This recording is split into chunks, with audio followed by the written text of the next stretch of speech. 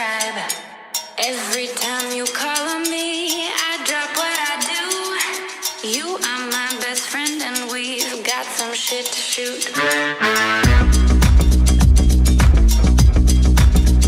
Who is the guy that never wrote a single line of code and called experimenting with LSD an important phase of his life that revolutionized the tech industry?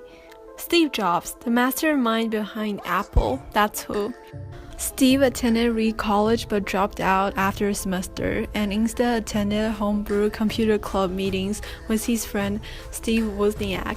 Together, they created Apple II computers in Jobs' garage with a $1,350 capital and founded Apple Computer on April Fool's Day, 1976.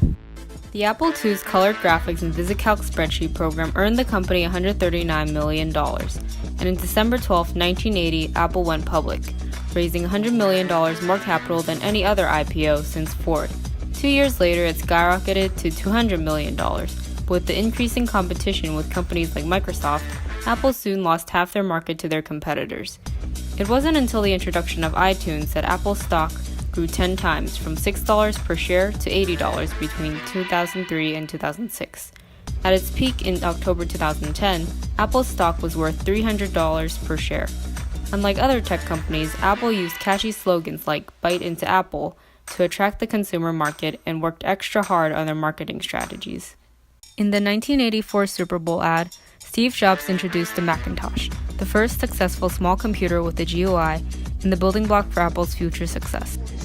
From a garden of pure ideology, where each worker may bloom, secure from the pests, obeying contradictory thoughts.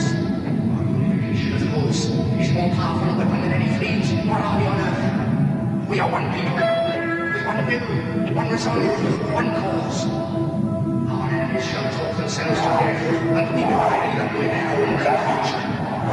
We shall prevail. On January 24th, Apple Computer will introduce Macintosh, and you'll see why 1984 won't be like 1984. However, as a result of Jobs' hot temper and the dwindling Mac sales in 1985, he was kicked out of his own company by the CEO he hired, John Sculley. Jobs was devastated and sold all but one of his 65 million Apple shares to create his own startup company, Next Step. Although its high price tags made it unsuccessful, Jobs refused to give up his passion for electronics and used the rest of his Apple share money to buy and become CEO of Pixar. He also saved Apple by introducing the aesthetic iMac, iBook, and eventually iTunes and the iPod in 2001. Apple turned into a global business, and in 2003, the first Apple retail store was opened in Tokyo. There are now 502 stores in 24 countries worldwide. In 2013, Apple became one of the top 10 in the Fortune 500. In 2015, they became the first company to be valued at $700 billion and are on their way to becoming the first trillion-dollar company. Although Steve Jobs is worth $10.2 billion, much of it came from selling Pixar to Disney in 2006. After the feud with John Sculley, Steve Jobs owned only 0.6% of Apple at the time of his passing. Apple's success grew from Steve Jobs, a design perfectionist who threw tantrums and insults, had no business experience, and ignored the traditional role of CEO. He was a hero/shithead roller coaster that walked around barefoot in the company. He gave praise and insult where it was deserved. It was he who recognized the talent of Johnny Ive, who would go on to design the revolutionary iPhone. Yet, Jobs' attention to detail and appalling marketing skills built him a loyal workforce. Nothing was ever good enough to him, which was how he squeezed the best out of his workers. It made them work twice as hard to get Steve's approval. In addition to doing your best, Jobs' keys to success include: Jobs told Stanford University graduates in 2005, "Do what you love no matter what it happens to be." And the only way to be truly satisfied is to do what you believe is great work. And the only way to do great work is to love what you do. If you haven't found it yet, keep looking and don't settle. Jobs also believes in sell dreams, not products. Jobs famously explained that iPhone was not just a phone, but a lifestyle. Jobs also mastered the message. You can have the greatest idea in the world, but if you can't communicate your ideas, it doesn't matter. Jobs was one of the world's greatest storyteller. His introduction for iPhone was simply amazing. Now, why do we need a revolutionary user interface? I mean, here's 4 smartphones, right? Motorola Q, the BlackBerry, Palm Treo, Nokia E62, the usual suspects. And what's wrong with their user interfaces? Well, the problem with them is really sort of in the bottom 40 there. It's this stuff right here. They all have these keyboards that are there whether you need them or not to be there. Would I want him as my CEO? Definitely. Steve Jobs made sure Apple had only one focus, to figure out what they're going to want before they do. A perfect end product that would surprise customers into wanting something more perfect. And that led to him drill the culture of secrecy into his workers. Each worker was directly responsible for one task in their area of expertise.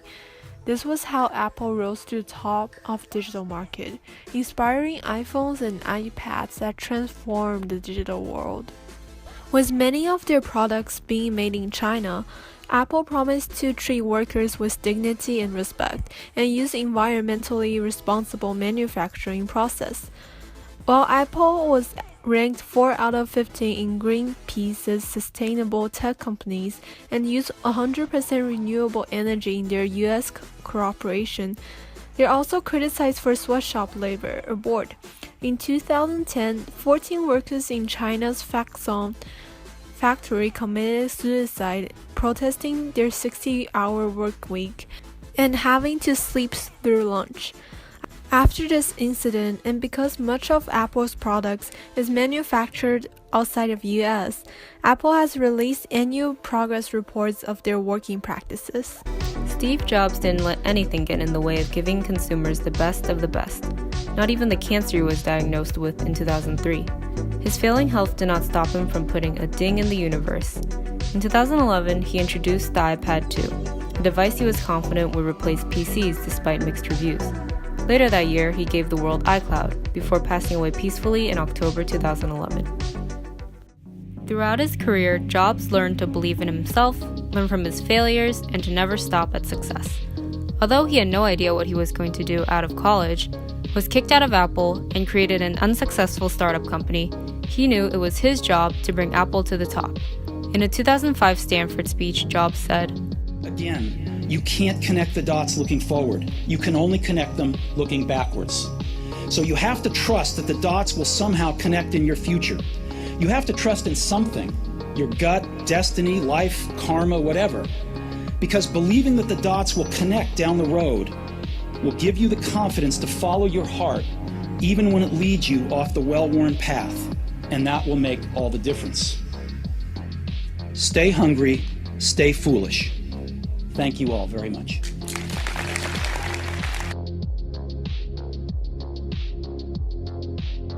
I think that I'll keep loving you way past 65. We made a language for us two, we don't need to describe.